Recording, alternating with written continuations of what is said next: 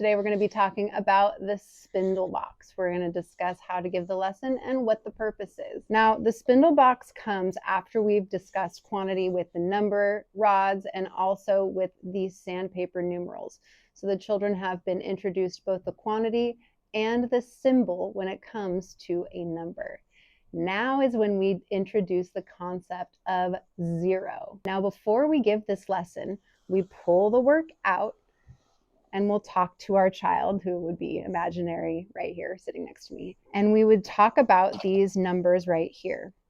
And I'd say, look, there's a new one. This is zero. Do you know what zero means? And they'll say no, or maybe they will know, or you can always listen to their answer. But what you will respond with is zero means nothing. And just let them sit there with that, because oftentimes they'll be like, oh my God, that's amazing. There's a number that means nothing. This is how we do the lesson. Now, zero means nothing. How many spindles will we need for zero? And they'll hopefully say none. And then we'll get started. 1. So in your spindle box, you'll see there are 0 through 9. Some of these are broken up for toddlers. So it's 0 through 4 and then 5 through 9. But I personally like the large one because you can really progressively start to see the numbers grow. Once we've established that no spindles will go in 0, this is when we start counting. Oftentimes you'll see kids or people just putting the spindles straight into the directed spots. That is not how we give this lesson. And it's actually really important why we don't do that. And I'm going to show you here. So we'll start and we'll count out 1. How many should we put in 1? Let's count 1. We'll count 1 right in front of the spindle box. We'll scoop it with 2 hands and put it into the spot that says 1. Next, we'll say, how many should we put in the next one? What is the next one? 0, 1, 2. Let's count out 2 spindles. 1, 2. Now they'll scoop up the 2 and feel that it is getting larger. They are having more spindles in their hands, which feels different, and putting it into the next spot that says 2. Then we'll point to 3. What number is that? If they don't know, you can start to count. So any opportunity to count and reinforce the segments of numbers is always a good thing. It doesn't mean that they're not ready if they can't respond with what the correct answer of what that numeric symbol is right off the bat. So just go ahead and count with them. 0, 1, 2, 3. Let's count 3 spindles. 1, 2, 3. Now we're going to scoop up all 3 spindles and put them into the 3 section of the spindle box. As we progress, we're counting right here. It's important that they count 1 spindle at a time.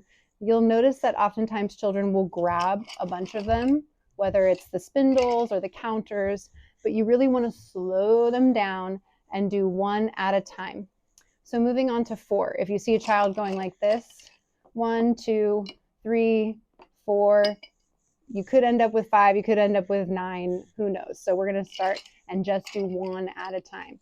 1, 2, 3, 4. Scoop them up and put them into 4. Next, we'll move on to 5. 1, 2, 3, 4, 5. Scoop them up and put them into 5. Moving on to 6.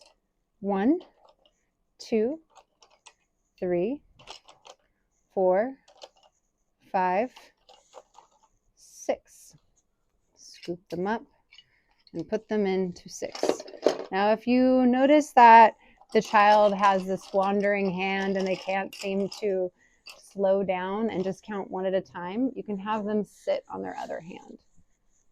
It works for some children. Oftentimes, it just helps them focus on what this hand is doing. So we're on 2, 3, 4, 5, 6, 7. Then scoop them up with 2 hands and put it into 7. Now on to 8. 1, 2, 3, 4, 5, 6, 7, 8. Scoop this guy in. Now when you get to 9, you're going to say, now if we did it right, we will not have any spindles left. This is your control of error as a teacher when you're presenting a work. You want to know what the control of error is so a child can self-correct if they have not done it right. So let's see if we did it right.